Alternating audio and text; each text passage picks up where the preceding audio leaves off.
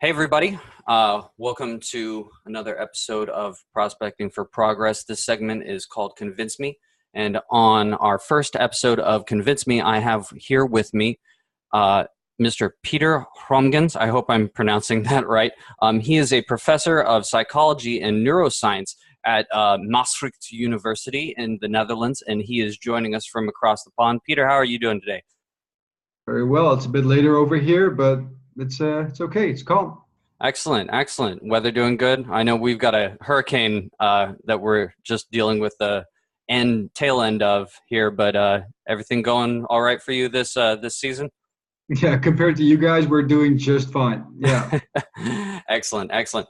Well, the format for Convince Me, since it is our first episode, for those of you who haven't viewed the details, what we do here is we sit down with an individual, preferably an expert, and as a professor, you certainly are, and we have them come on and discuss something either political, religious, ethical, moral, philosophical, basically anything that they feel as a position or as a viewpoint would benefit the world if more people practiced or thought or felt the same way about it. And so what we're going to do is we're just going to start off by having you present what specific viewpoint you want to convince me of. And then I'm going to take some notes. I'm going to try and steel man your argument just so we can make sure that I am totally 100% under the umbrella of understanding of your viewpoint. And then I'm gonna have an opinion on it, but I'm gonna try and be as unbiased as possible. And then I'm gonna also just play devil's advocate, just for fun. Mhm. So, if I am correct, I think you were going to discuss with us the benefits of small governments and small states, as opposed to large governments and large states. Is that correct? Sounds good. Yep. Excellent. Okay, so why don't you go on ahead and take the floor, take us away, and I'm very eager to hear what you have to bring to the table. Good. I think we had a few conversations between the last, 3 weeks, I think. Yeah. So the one we ended up on was the smaller groups thing.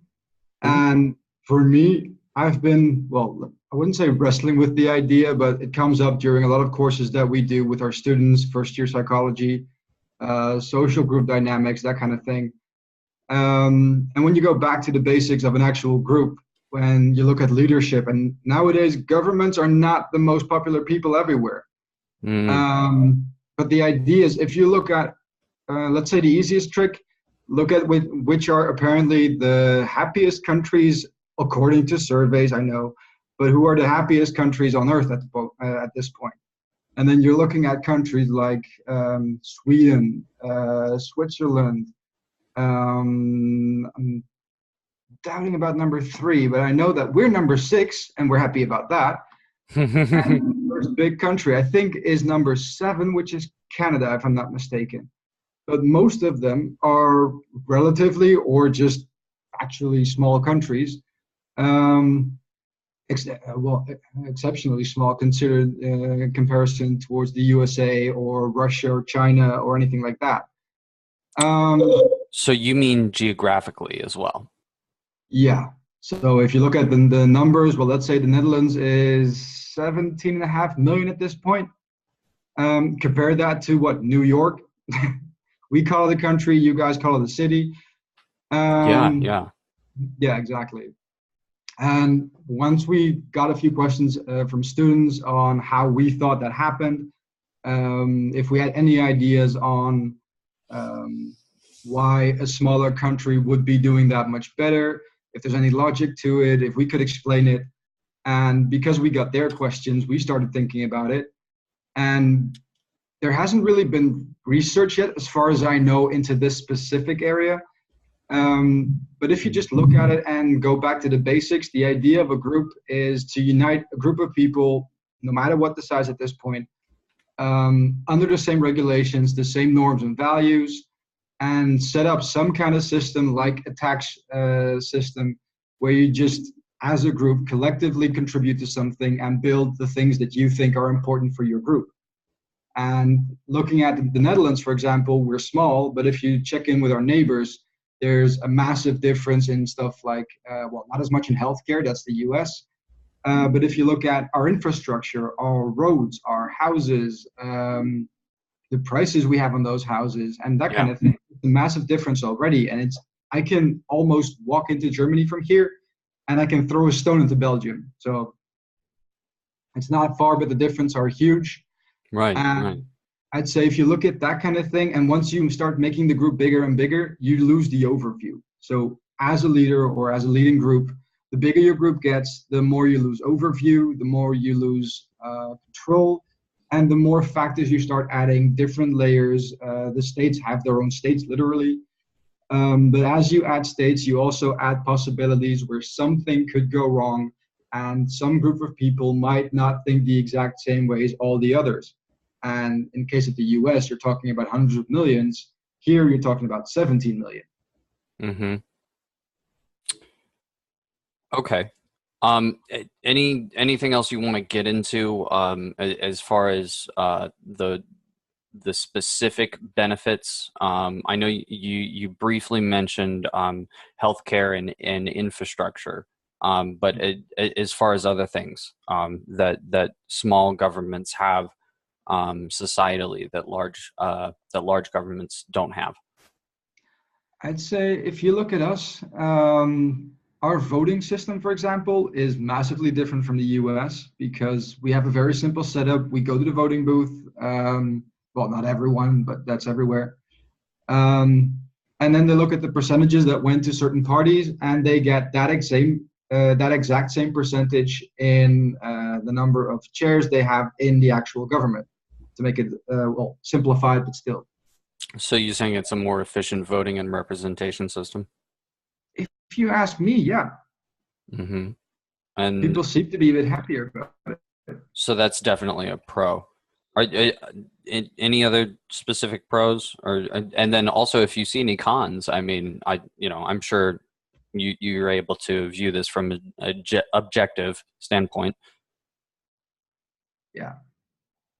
There's always pros and cons to everything, and I'm trying not to stare at my notes right now, but still. No, yeah, so go on ahead, please. Yeah, I know. I'd say if you're looking at the cons, you have some really obvious ones like trading and that kind of thing. And if you look at us, we have Europe, but we're not really one country as much as the US is. Right. But there is a certain level of trading exchange, free exchange, and some corporate issues that are dealt with as Europe instead of as one small single country and everyone separate. So there are definite advantages to grouping together at some point, but I'd say there's a difference between grouping together to help each other out and stay aware of each other's issues, and grouping together to actually form one leadership, be under one ruling, one set of rules and regulations, and trying to unite all of those people in one way that everyone should kind of agree with. And I think that's where you end up with a problem, because if you look at us, Spain, Italy, well, Portugal, France. I can keep naming European countries, but it's not working out as well as we thought. And the idea of the European Union seems to be that they want to go towards something like the US. But yeah, there's a lot of controversy there from all the countries and the people in it. I work retail in my day job, I guess, and I had some visitors who were from Spain actually, and they did make a comparison because I was curious about how the EU has authority-wise more control over a state than a state might necessarily have over its own people. And they made an allusion to the different countries of the European Union being like the states of the United States, and how the EU is like the America, and all the nations within it is like the states of America, just for Europe. Would you say that's a fair comparison? Not yet. we're not at that stage where we have one government. It's now all of our governments send someone over basically to talk together, see if there's any problems that we have to take care of as a group. So especially the criminal part, for example, if a criminal manages to cross a border, like in your case, the Hollywood scenario, they move over to Mexico and they cross the border and you can't touch them. Right. If you're thinking of the Netherlands and especially the part where I live in the south, we're close to 3 borders. So the idea is if they want to get away that easily, they can. But then as a European Union, the idea became larger and larger and stronger that if you cross into any of the countries within that group, we can still work together and basically capture them and get them back. Right. So it benefits you more in that sense and also economically, but in a totally different sense, you're actually your own nation. Like you still have your own laws, you have your own constitution, I assume, right? Yeah. And you know, your own individual rights. And as far as I'm aware, your healthcare is also pretty, you know, standard across all of the European Union as well. Is that also correct? I'm thinking about a few countries where I'm not that sure, but most of them, yeah. Okay. Well, I think we're the lucky ones out of the European Union because we've got a pretty good deal. But if you look at Switzerland, and I think Belgium has a really good one. But yeah, it is, well, let's say better than average if I look at the rest of the world. Yeah. Okay. Can you list any cons of you know, the smaller governments and you know, just tell me how you guys I'd say it would be the defense part, the trading part, because, well, look at the Netherlands. We have a certain climate, certain products we cannot get. We can't grow certain crops because we don't have the weather for it. Certain things are better built in other countries. So there are no Dutch cars because we're just not good at that. Wow. So we have Germany next door. So so it's not too bad. Yeah, we have Audi and Mercedes and BMW next door, so we're fine. Okay, but I think the exchange for that is if we didn't have that, let's say, and we just stuck together as one country with the few that we are, that would be a large drawback because it would get more expensive. They'd have to ship everything over for every single car, for example. They'd have to ship it over here. We'd have no connections with them. And that would just be a bad thing all over. But I think that's the obvious part. Trading just helps. And yeah, fruit and that kind of thing. Oranges from Spain are just better. And yeah.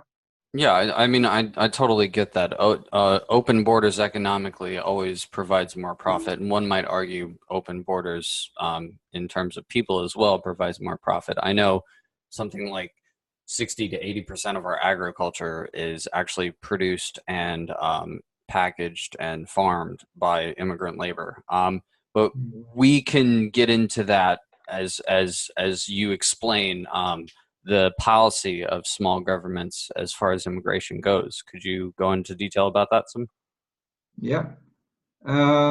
As far as we go, and what I know from Switzerland and a few of the other small ones, we're a pretty open country, so we let plenty of people in actually, but we also have to be careful because we're seeing the drawbacks of some of that. In what regards?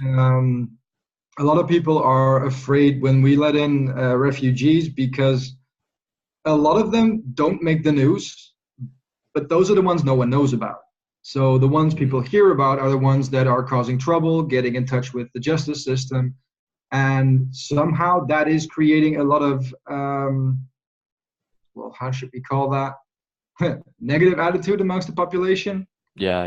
It creates a certain stigma around refugees, and it paints them all in a bad light. Yeah, I totally get that. The idea is that we found out that if you look at what other people say about us in their own country, we started hearing rumors, so far as I know, that they are selling the picture as the perfect country to come because we're welcoming, we're tolerant, but we also give you a house and money and all that, which is largely true. If you come here, there's a very small chance you end up on the street because we have a pretty good welfare system. If you don't have a job and you do get some money, and we're talking, I think, as far as I know, somewhere between 900 and 1,000 euros a month. And if you really don't have a paying job, you can do something like community service or something to help it along. But they will be trying to help you out to get a job. So there's a pretty good Wow. system for people that have nothing and would otherwise end up on the street. And if they accept you here, then they will help you try to find a house or an apartment or anything like that. So yeah, there is a lot of effort to come here because they found out that we and Germany as well actually have that kind of an arrangement for people, and that we don't like to leave people out on the street. But at some point, the money will be out. Gotcha. Yeah, I don't know if you heard that, but I have a slight thing here apparently. okay, not a problem. Okay, well, when we come back, I'm going to go on ahead and steelman you, and hopefully I'll be able to do a good job. But I do have a couple more questions before I think I'm able to accurately do that. No problem. So, guys, go on ahead and join us for part 2. We'll be back soon. Thanks.